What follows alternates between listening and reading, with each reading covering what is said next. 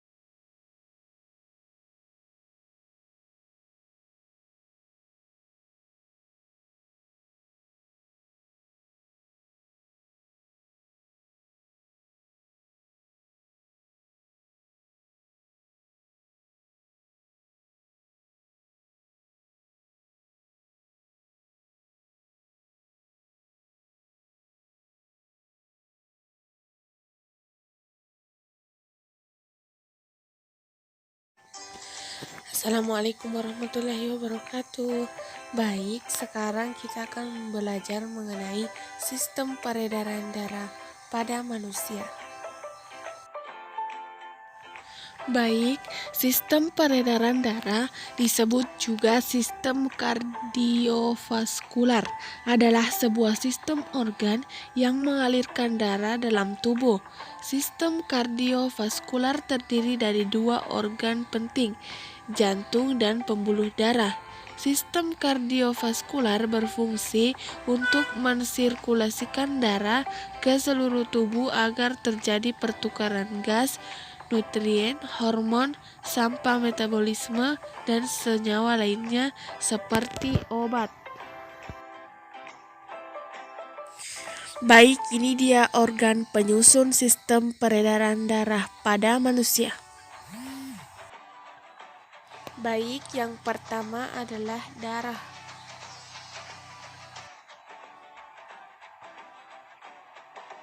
Apa yang dimaksud dengan darah? Darah adalah bagian terpenting dalam sistem peredaran darah. Darah mengangkut gas, nutrien, hormon, sampah metabolisme, dan senyawa lainnya seperti obat ke seluruh tubuh. Darah tersusun oleh pertama, plasma darah. Plasma darah berfungsi dalam mengantarkan nutrisi, gas, atau CO2 dalam bentuk asam karbonat dan perantara sistem imun atau berupa antibodi.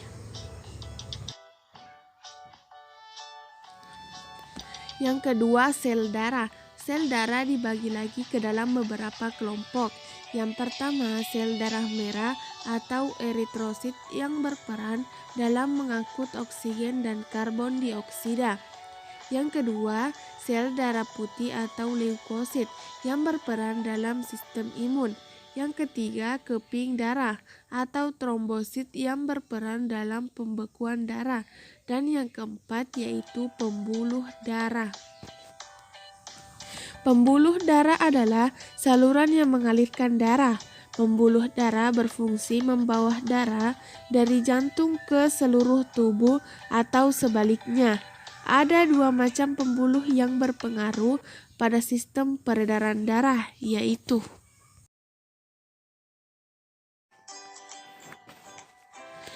yang pertama, pembuluh arteri. Arteri adalah pembuluh darah yang keluar dari jantung.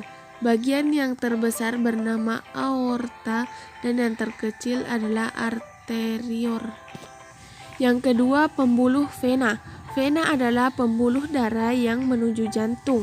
Bagian terbesar dari vena bernama vena cava dan yang terkecil adalah venula.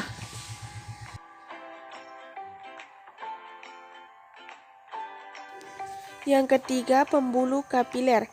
Kapiler merupakan pembuluh darah yang menyambungkan arteriol dengan venula. Kapiler berperan dalam pertukaran gas dan nutrien antara jaringan tubuh dengan darah dan antara alveolus dengan darah. Baik, bagian yang kedua yaitu jantung.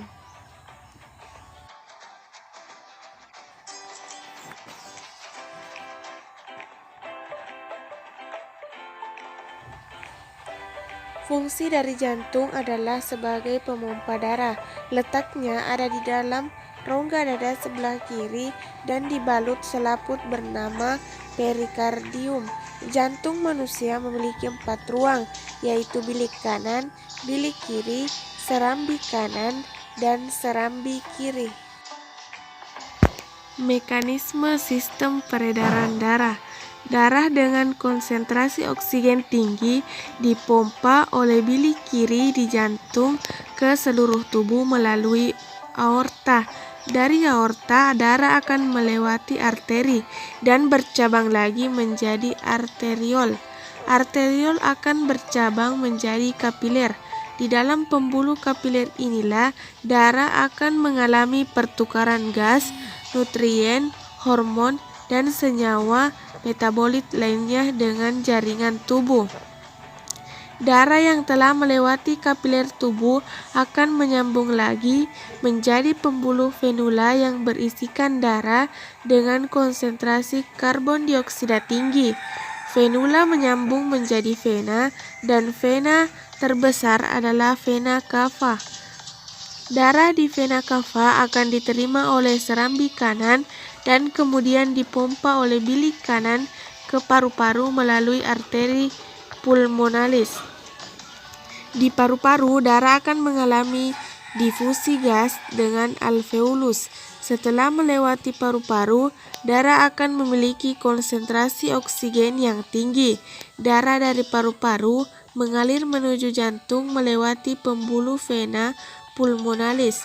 Darah akan diterima oleh serambi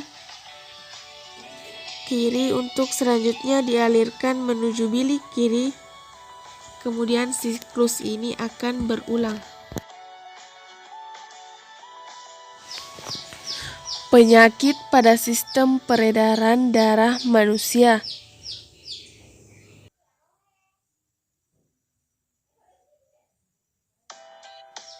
Yang pertama, aritmia. Penyakit ini bisa terlihat dari irama jantung yang kadang cepat atau bisa juga lambat. Biasanya, penyakit ini merupakan kelainan bawaan pada jantung. Yang kedua, aterosklerosis. Penyebabnya adalah pengendapan lemak pada dinding pembuluh darah. Jika dibiarkan bisa mengakibatkan serangan jantung.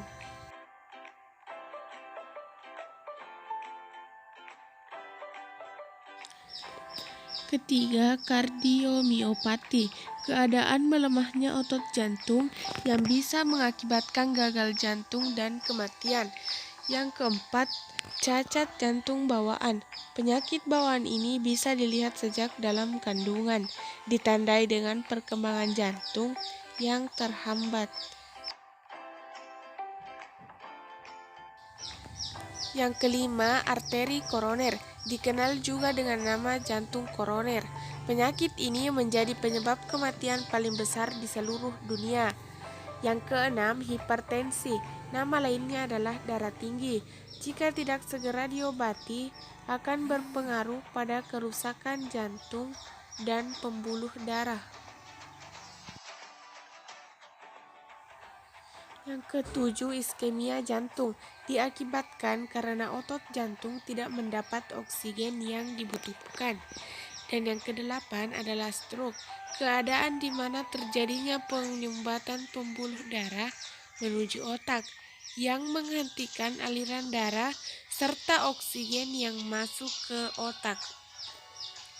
Baik, itu saja materi kita. Semoga bisa bermanfaat. Wassalamualaikum warahmatullahi wabarakatuh.